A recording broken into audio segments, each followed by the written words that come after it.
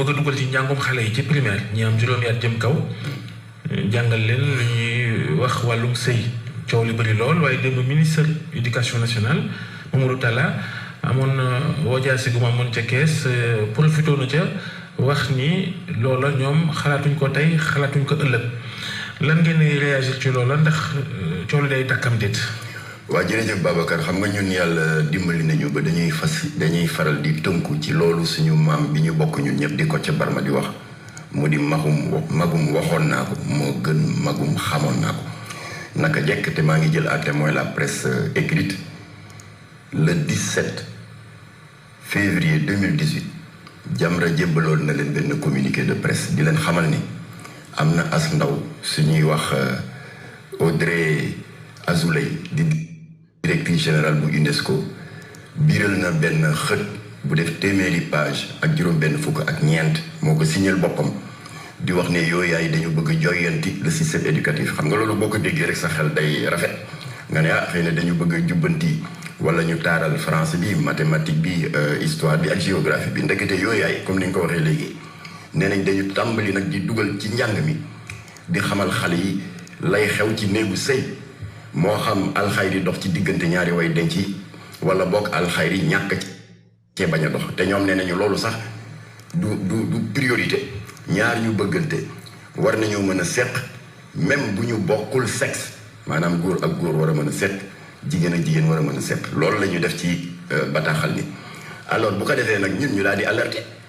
waaye nag malheureusement am na sa benn naataangoo boo xam ne jarul ma di ko tudd ku bëgg éditorial la daal di ñu kokkali daal di ñu utal benn surnom nee na Jamra 2 points ou l'art de tout enfler mais malheureusement l'histoire nous a donné raison gën a lu ñu nag ndax bu ñu sañoon suñu wax nax saay waaye UNESCO ci boppam moo fi yebal ay kàngam ñu daal di lëlu fii ci Saly Portugal ak ay enseignants ak i syndicats ak i professeur d'éducation ci santé publique ndax wolof dafa wax ne nettali ci làmmiñu borom la daxe ñoom à visage découvert ñu daal di dëggal la Jamra waxoon le 17 février 2018 maanaam dañu bëgg a carrément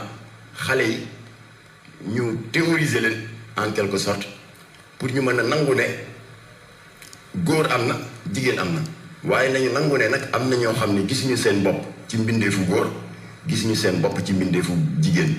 ñu tuddee leen ñi nga xam ne dañu am le droit d'assumer leur orientation sexuelle maanaam borom ñaari tur yi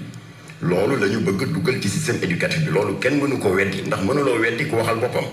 UNESCO moo ko wax ba pare bind ko ba noppi nag daal di si dëxëñ yeneen yu ñaaw yoo xam ne teggin mayewul ma di ko répété fii waaye boo duggee ci réseaux sociaux yi di nga ko gis ay détails ni ngeen koy waxee croustillant ci góor ak jigéen bu ñuy seq alors li ma gën a metti nag mooy ko doon def théorie ba jàkkaarloog suñu syndicaliste yeeg kàngamu ministère de la santé et consort amul lu muy joxe comme exemple lu dul sëy bi dox diggante le premier ministre du Luxembourg mu di Xavier Bettel un homosexuel notoire ci sëy ba doxoon digganteem avec l'architecte belge di Gauthier Destené sëy ba ñu ngi ko takkoon fii ci hôtel de ville bu Grand-Duché de Luxembourg en présence du premier ministre belge et de 200 invités alors loolu mu bëgg a wane ne daal gisal kii kilifa la premier ministre la waaye corom ba nga xam ne yàgg nañ di ngoroo di le belge architecte mujj nañu daganal diggante yi ba sëy nañu lu ñuy doyee loolu ñooñu dañ koy ay référence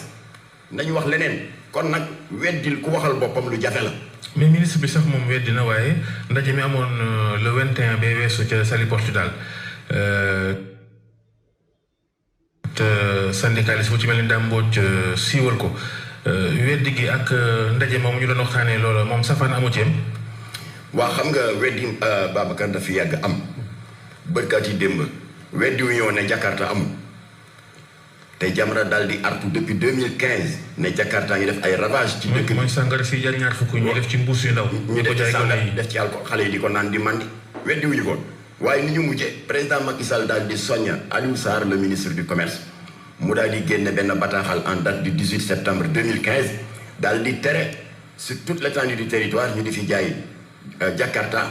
ak ay seexam parce que amoon na ñaari seex benn bi ñu di ko wax salañ ak namp bi ne bu ko fi kenn jaayiti waaw nan ngay interdire loo xam ne ça n'existe pas ñu toog ba octobre bii amu fi woon ay doomu tubaab yu mel ni xeetu tàngal am foo xam ne boo ko bësee góor ak góor di jëflante du dañu weddi woon ne amul l'observateur soxna Aïcha daal di dem ca place yañ koy jaayee parce que Jamra wax na ak moom mu dem fële marché Tilène dem marché Petersen gis ko fa il a fallu que ña doon weddi def benn communiqué en date du 20 octobre 2020 ne bu ko fi kenn jaayati nan ngay interdire quelque chose qui n'existe pas weddiwuñu fi woon ne état bi joxewul récépissé góor jigéen waaye bu ma ministre de l'intérieur recevoir Aly Ngouille Ndiaye le 13 novembre 2019 ma indi ko firnde jox ko échantillon ñetti association góor jigéen parce que bari na fukk ak juróom benn la ma ne ko AIDS di Jaaji Diouf di jiite nekkoon 635 membres léegi sax yokku ne 650 lañu taalibe góor jigéen récépissé numéro 15 444 signé par qui la DGAT la direction de l'administration générale et du territoire kooku direction boobu fu mu ne groupe Futurs Médias la ne wala Jamra ministère de l'intérieur la ne ma toppee ko noonu ba ci góor jigéen yu jigéen ñi moo tax nag El Hadj Ndiogou ma di ci profiter mettre en garde lesbienne bu ñàkk jom te mën a tooñ parce que ñun suñu devoir de veille et d'alerte la ñu def on a prouvé à l'état que état moo jox góor jigéen ñi récépissé alors lan état nga koy gëstu mais boo xoolee bi yoon ministre bi li mu wax moo di ni ñoom xalaatuñ benn yoon dugal ko loolu amul mais boo xoolee convocation yi ci rencontre bi am sal yi rencontre bu am la convocation yi ak TDR di table de référence yi dañu wane ne am nañu rencontre pour étudier restitution étude sur l'intégration de l'éducation sexuelle dans les écoles primaires ak secondaires loolu day wane ne lu am la lu leer la alors loo ñuy weddi yoon tam ne récépissé góor jigéen amul ni ñu mujjee le directeur des libertés publiques Ahmed Fadel Kane kilifa la mu ngi fii ci ministère de l'intérieur mooy yëkkati kàddoom wax sur les pages de l'Observateur et sur les ondes de RFM ne ginnaaw bi ministre de l'intérieur recevoir Jamra le 13 novembre 2019 ñoom jot nañu ndigal bu jógee ca kaw pour ñu ubbi ab l'enquête xam ci yan condition la ñu joxe association yooyu góor jigéen ak ku leen ko jox voilà kon nag Babacar loolu ay exemple yu ma la jox la pour wax la ne weddi daf fi yàgg am te état na bàyyi di nier des évidences. kon mën na jàpp ne gouvernement bi mbir mi da koo bëtal rek waaye mën nañoo xëy rek ñu fexe ba dugal ko ci njàng bi loolu moom. mënu koo bëtal mënu koo mëppal na ànd ak lanceur d'alerte yi na ànd ak yéen waa presse bi nga xam ne doo leen tàyyi ci alerte ñu gëstundoo ko xool nu ñuy mën a def ba faagaagal ko définitivement Gabon yi nii yàggul dañ fa dugaloon lu mel nii l'éducation sexuelle ba pare dëxañ ci ay théorie d'acceptation du phénomène LGBT gouvernement bi weddi ne non ay kii waaye ni ñu mujjee parce que ñoom dëkk bu ñuy dem c'est des grands corrupteurs les lobbies homosexuels dañuy yóbbu seeni valise di corrompre ay députés di corrompre ay ministres di corrompre ay sénateurs la ñu ragaloon moo am te li ma lay wax c'est officiel autorité gabonaise ñuy déglu le 23 ñoom ñooñu fu ñu ne ci réew mi sax ma ñëw xam nañu leen ma ñëw le 23 juin la ñu ragaloon le Gabon qui était un des États d'Afrique centrale les plus radicaux parce que xam nga Sénégal fii article 319 bi nga xam ne dafa xaraamal ngóor jigéen daf ko considéré comme un délit waaye boo demee Gabon crime la woon waaye wañaar nañu loxo Gabon ba assemblée nationale voté na ko le 23 juin le Sénat confirmé ko ñoom tam dañ doon weddi bërka démb nag ginnaaw bi ñuy daanelee Gabon daaneel nañu république centrafricaine ndax góor jigéen dagaan na fa île Maurice góor jigéen dagaan na fa le Cap-Vert sës rek Sénégal góor jigéen dagaan na fa waaye ba ñu ñëwee Mali imam Dicko moo jóg parce que dafa xool manuel bi nga xam ne dañ ko taaral ba mu rafet ne système d'éducation sexuelle mu dem ba ci biir gis waxi LGBT dafa woote ñëpp wàcc ci mbedd mi ñetti ajjuma la ko tegle Ibrahima Boubacar Keïta daal di nangu ne waaw dinañ ko dindi mu ne ko déedéet la nga xam ne ñun yàgg nañ ko wax te antuwul mu di code de la famille bi boole ko ci ñun mu daal di ko ci boole mais c'était trop tard parce que le pays était devenu ingérable militaires yi daal di ci profiter récupérer ko daaneel Ibrahima Boubacar Keïta ñii déstabiliser dëkk la ñu mën dëkk bu ñu dem déstabiliser ko tey état bi na bàyyi Sénégal lan la ñu war a def ba nga xamante ne mbir yi du jeex fay coow li fay parce que gis nañ ne 2018 ak Human Rights Watch ni nga ko waxee même problème la woon tey ak UNESCO nan lañu mën a fexe ba dakkal coow li une bonne fois pour toutes mu jeex. ni ñu mënee def mooy nañu gëm suñu bopp Fonds monétaire international Banque mondiale ak UNESCO UNICEF yoruñu añu Sénégal ak reeru Sénégal ak suñu ndékki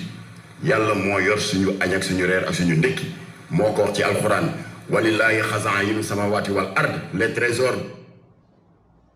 des cieux et de la terre mu ngi nekk ci sama loxo man subhanahu wa taala waaye boo yaakaare ne bu ma gàntalee UNESCO milliards yi muy dugal di financer le système éducatif dana téye loxoom su boobaa mooy indi attitude yii di weddeeka di nangam alors ba tax na man dama doon ñaan à tous les hauts responsables de l'État du Sénégal parenthèse bu may def la dossier boo xam ne ñun suivre nañ ko kooku presse bi te yéen ngeen tuddee ko di ko surnommé Jean Boyer nu mu tuddati le sous-préfet de Dakar Plateau defe naa Djibril Diallo la bi mu nekk lu mel ni daf ko daloon ba mu nekkee sous-préfet fii ci Fissel mu am benn dossier boo xam ne dafa jël service rek yem ci dossier d'un grand projet immobilier boo xam ne signature yi mu war a am yëpp am nañ ko cadastre ki APIX waaye ba mu ñëwee ci moom parce que dafa am yu mu ci déggoon xelam daal di tey effectivement ba mu gëstoo gis na ko premièrement site ba ñu ko jël ba ñu ko. mais Mactar. waaw ginnaaw yéen a ngi xeex loolu ñi ngeen di xeexal yéen a ngi leen di teg bët am déet ci réew mi gis ngeen leen xam ngeen leen lu tax du ngeen leen song directement dénoncé leen. moo tax ma jox la misaal bu gàtt bi rek dama koy tënk mu jeex ñun amoon nañ dossier waxuñu ko dara ndekete moom itam yàlla dimbali na ko mu daal di am même ñaaw njort ndax place bañ ko bëggoon def dafa sori les lieux. mais de façon globale ci réew mi ñan ñooy seefu loolee ñu bëgg a dugal ci réew mi te bokkul ci ñun. waa kenn xam ngeen leen xam ngeen leen wala xamul leen leen. kenn naa ngi noonu léegi le sous-préfet de Fissel te nekk tey sous-préfet bu Dakar Plateau dafa bloqué dossier bi ndax dafa gis les 200 postes yi nga xam ne moom la ñu pressentir pour mën a doxal ce complexe hôtelier femme de chambre yi ba ci secrétaire yi ñëpp ay góor lañu mu nekk lu doy waar mu bloqué ko si gàttal dama ko tënk c'est une longue histoire dañ ko mujj proposé manetu 100 millions mu gàntal leen loolu la ñuy ñaan administration bi nañ ko généraliser ñëpp am cette attitude ñooñu la Macky Sall war di jox chaque 4 avril n'est-ce pas commandeur de l'ordre national du Lion alors nga di ma laaj ndax ñun xam nañ leen kay xam nga am na ci aw laaj boo xam ne eggee naa ko Aliou Ndiaye fukk ak juróom benn borom ñaari tur yoo xam ne dégg nga. mais loolu est-ce que amoon nga ci ay preuves loolu nga waxoon ne ay ñi ngi feeg yooyu noonu est-ce que lu la leer la woon ay preuves yu am nga ci lu leer nañ. mais du ay preuves rek yem ci dama ko jox liste jox ko ay adresse. muy association yi. waaw jox ko ay. fukki ak juróom benn association. waaw ñoom ñaata lañ toll ci mbooloo. léegi xam nga ñaata association la yu état bi autorisé. xam nga fukk ak juróom benn loon ba may seeti Aliou Ndiaye léegi ñu ngi ci 32. état moo leen autorisé. au nom de quoi. moo tax lesbiennes yi ñuy saaga maa ngi leen di yëgal da leen mettre en garde solennellement xam nañ seen tur. mais dañ doon wax avion génn dëkk. dañ doon yàgg tudd ngóor jigéen ci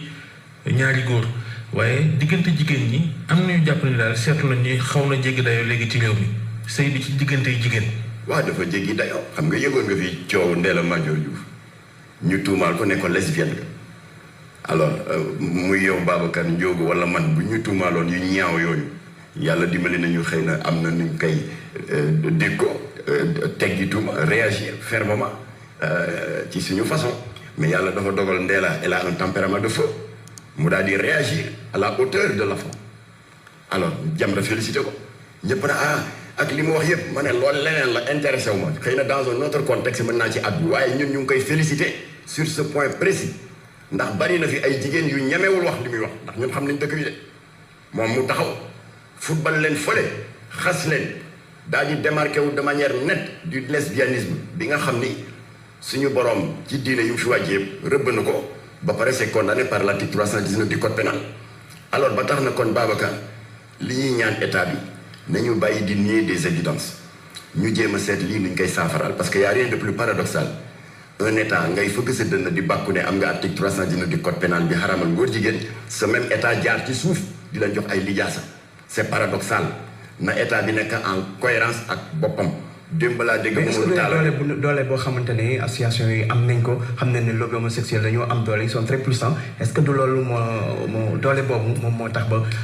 gàntal leen yenn yi. waaw mais comportement état moo tax lobby yi di dundee yaakaar ba tey démb laa dégg Mamadou Talla mu ne waaw lii du fi guléet parce que ñoom ñëwoon nañ fi en 2018 kon nag lii dañuy tiré def le bilan séminaire bi fi amoon 2018 lu tax ñu fiy ñëwaat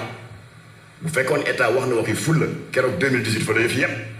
mais bu fekkee chaque fois dañ naan waaw on va voir lobby dañuy continuer di dundee yaakaar dañuy naan Sénégal yi dëgër de comme ni Gabon dëgëroon waaye comme que tontu nañu tontu bu nuancé bi yàlla mën na def bés ñu ubbil ñu bunt bi. seen xeex bi nag li koy gën a jafeel mooy ràññee ñi ci nekk ñu ci newul ndax ay gëstu fii ci Sénégal wane na ni ñiy def góor jigéen ñu ci bëri dañ koy doon waaye dañuy ne ci sëy maanaam bu dee jigéen buy sëy beneen jigéen day fekk sax mu am jëkkër léeg-léeg bu dee góor bu koy def itam di ko seq ak góor day am jabar ba tax jaxasoo googu ñu jaxasoo moo tax yëf yi xeex bi gën a compliqué loolu moom lu ciy pexe ci sa xalaat. li ci pexe daal na état bi commencé dès le départ comme ni ma ko waxee am une position radicale yow xaraamal nga ko sur la base de l'article 319 xaraamal nga ko ndax yaa ngi jiite réew moo xam ne téeméer boo jël juróom-ñeent fukki ak juróom-ñett 98% ñu ngi tënku moo xam ci injiil yoon ci yàlla Isa wala ci alxuraanul karim suñu borom génne na fukki fatwa ak juróom-ñett suratul anfal suratul uhud suratul anbiya di rëbb borom ñaari tur nga dem suñu mbokk catholique yi seen téere bi ñuy wax Lévitique chapitre 18 verset 22 suñu borom ne coucher avec un homme comme on couche avec une femme est une abomination bu la yàlla dimbale nag nga jiite réew mu mel noonu ñoom ñëpp unanimement rejeté nañ les unions contre nature législateur bi fekk si ñu daal di génn l'article 319 du code pénal loolu koy leer na kon boo jàkkaarloo avec les puissances occidentales ne leen wax leen li leen Robert Mugabe waxoon il est hors de question ñu di ko dépénaliser fii waaye boo leen président Macky Sall Barack Obama ñëw na fi président Amérique ñëw na fi mais la mu ko waxoon moo di ne Sénégal mënuñu nangu lu ni mel dëppawul ak suñu aada ak cosaan loolu daf mën a nekk loolu doyul seen xel kàddu yooyu mu yëkkati woon. waaw mais dafa njëkk wax loo xam ne doy ñu woon daf ko njëkk ne on n'est pas encore prêt on n'est pas encore prêt mooy yàlla mën na def bés qu'on soit prêt moo tax ñu ñëwaat. te daal leerul pour yow mbir mi leerul. waaw bu leen waxoon ne ab du fi am dañuy toog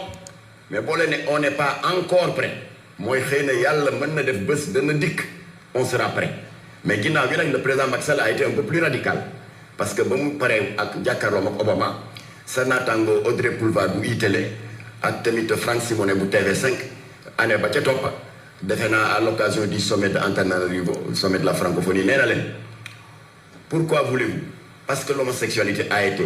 légalisée chez vous qu'il faille en faire une loi universelle après mu daal di tënk nag foo xam ne waxi fulla la wuuteeg jàkkaarloom ak Obama daal di leen ne nag de grâce laissez à chaque peuple souverain le droit de définir sa propre législation kon ñu ngi ñaan Macky Sall na dëgër ci position boobu.